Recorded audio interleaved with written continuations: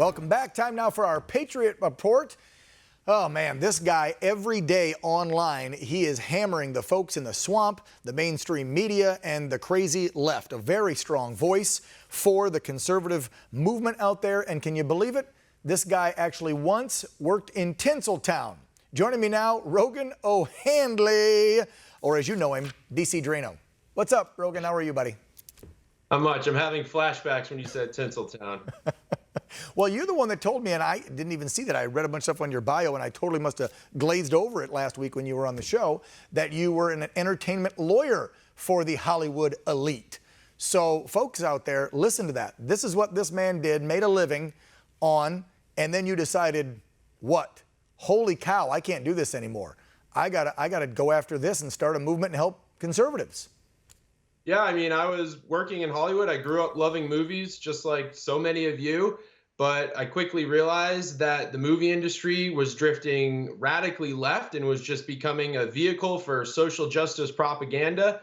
And, I was doing deals with people like Harvey Weinstein and others who, now we know were involved with some very bad stuff. But at the time, I just didn't feel like helping them was going to help America. I felt like I needed to put America first. And that's, again, why you're our patriot today, because so many folks are stepping up and cutting through the nonsense and coming out and saying, I'm proud, I'm a conservative, and here's what the left is doing to the fabric of America, and it's okay to speak up and take that risk. I think I may have told you, Rogan, that after my failed bid for Congress here in California is where I ran, and I thought for a long time, for several years, I would not be able to get back into anything in the news industry because online, on social media, I did post a lot of conservative viewpoints. And I was told by multiple news organizations, you're not getting back doing that. But then I would see some of my counterparts posting things that leaned left, and they still got their jobs. They still got to keep their employment.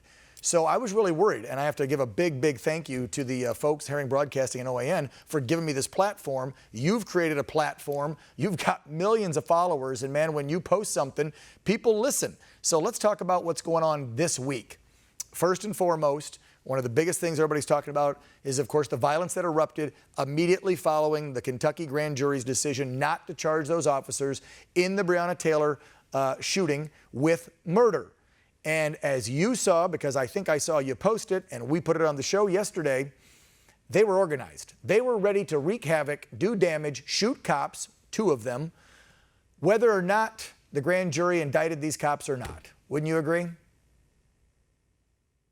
Yeah, the people organizing these protests just want riots. They want destruction and violence. And if the clip that you're talking about is the same one I posted, it showed people removing large protest signs from a U-Haul truck that said things like abolish the police and had Antifa imagery, which President Trump has declared will be labeling them as a terrorist organization. So these items were brought out, and there was someone with a bat, and they had other shields, they said. And then, yeah, we had 2 Louisville cops shot. But, they talk about the system not working, but that was the system working. That was the rule of law being enforced. And, when police officers are shot through a door, they're going to return fire. What happened to Breonna Taylor is a tragedy, absolutely.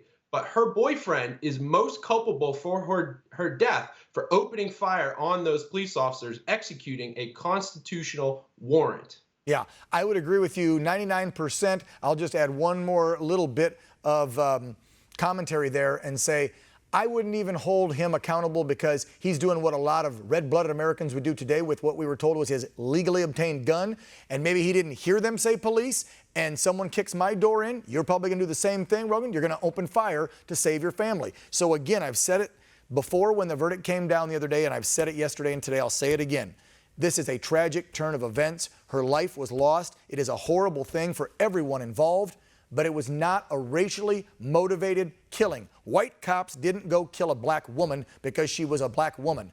And the boyfriend maybe didn't hear them say police and shot to protect him and his girlfriend. Good for him. Now everyone involved has to live with this for the rest of their lives. But for the left to fund these violent protests, to send them to Louisville, to shoot cops, to try and burn down the courthouse and destroy this city, is absolute insanity. And I don't hear the left speaking up and saying that. And that's what's disgusting to me. How about you?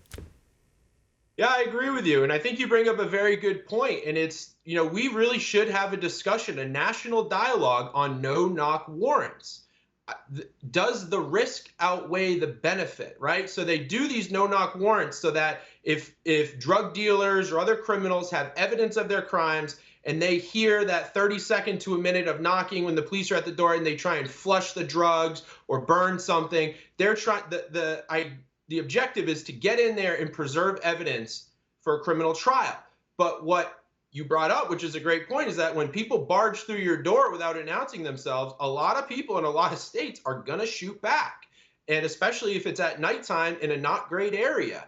So I think it's very important that we as a nation have that discussion. And I believe we should have very, very limited no-knock warrant situations where the physical safety of someone inside, such as a sex trafficking victim or a hostage, is at risk where they could be put in jeopardy by the police announcing and not barging in. But in most instances, I really think we should not have no-knock warrants. But, Rogan, nobody wants peace. They don't want to have a conversation on the left. They want this violence to continue until the election. And if President Trump wins, they want it to continue after. I'm sure you remember Senator Kamala Harris, and now the VP candidate for the Democrat Party, saying not too long ago on either audio or maybe even on camera, these will continue now, they will be during the election and after. It's almost like they're calling for it. They want this to happen because you remember the narrative just a couple of weeks ago in the news, this is Trump's America, and they blamed it all on Trump. All the riots, all the violence, cops being shot even, is all his fault because of his rhetoric, not because of theirs and not because of their lack of condemning these actions. That, again, total absurdity. I don't get where they come from. I don't think that most common sense thinking Americans, even if you're still in the middle of the road, on the fence about who you're voting for, can look at this and say, yeah, I think they're right. I'm going to vote for Joe. No, it's crazy. And it was Obama's attorney general that said, when they go low, we kick them. Representative Maxine Waters says, when you see members of Trump's administration out in the streets, you go make a crowd, make them feel unsafe everywhere. Sarah Huckabee Sanders got harassed and forced out of the Red Hen restaurant in Alexandria, Virginia. And, now we've got Representative Ayanna Pressley, one of the squad, calling for unrest in the streets. These people want this chaos. They want these cities, these anarchist jurisdictions to thrive. For what goal? I'm not exactly sure, but all indications are looking like this is the socialist playbook in terms of how you instill a Marxist movement. Yeah, and peace through chaos, we gotta stop. Right? Peace through chaos. I've heard Antifa people say that. They eventually say they want peace, but they're going to create as much chaos as possible to take control, implement socialism, and it is literally chaos. It's peace through chaos. They cause as many problems as they can to get what they want. And don't forget that one quote when all these riots really first started happening over the summer, and they asked Speaker Pelosi what she thought about it, and I believe her quote was, well, people are going to be people, and people are going to do what people are going to do. Are you kidding me? As major cities are losing businesses and lives around this country, people are going to do what people are going to do, and you say that the president incites this. Before we go, Rogan, I know you wanted to bring this up because many states still, like California, Oregon, Washington, Nevada, Michigan, are still under some really crazy extreme lockdowns for COVID. You're in Florida. What just happened there? Are you almost back to normal? I heard things are opening up. Normal life is being restored. Thank you very much to Governor Ron DeSantis. He today, effective immediately, ordered that all restaurant and bar COVID restrictions are hereby removed. You cannot enforce mask policies. You cannot fine any restaurant for not enforcing mask policies. So, thank you to him. We are hopefully going to start a trend of seeing more states do this because he is looking at the data.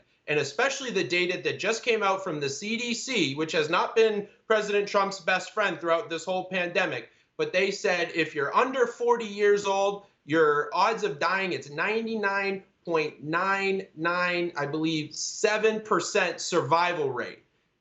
So for, and it's not much different up until you're about 70 years old. So for 70 to 80% of people in the country, we don't need these oppressive lockdowns. And frankly, Florida has gone through this major case surge, and we're on the tail end. And, there's a very strong argument to be made that we've reached herd immunity. That's a discussion we can have. But destroying this economy, further destroying lives, it's not the best move. So thank you to Governor Ron DeSantis. And again, I hope this spreads nationwide. Yeah, very telling that your state did that, especially on the heels of what happened yesterday. I don't know if you saw the video, and we'll wrap up here with this. We just aired it a minute ago, of the Ohio woman attending a middle school football game, and the school district there was following the state order to mandate the masks. They were sitting well over 6 feet. Other people had masks. This mother did not. They sent a resource officer over. He looked like began to almost tase her, and then arrested her and removed her because she would not put a mask on while outdoors, sitting more than 6 feet away, watching her kid's football game.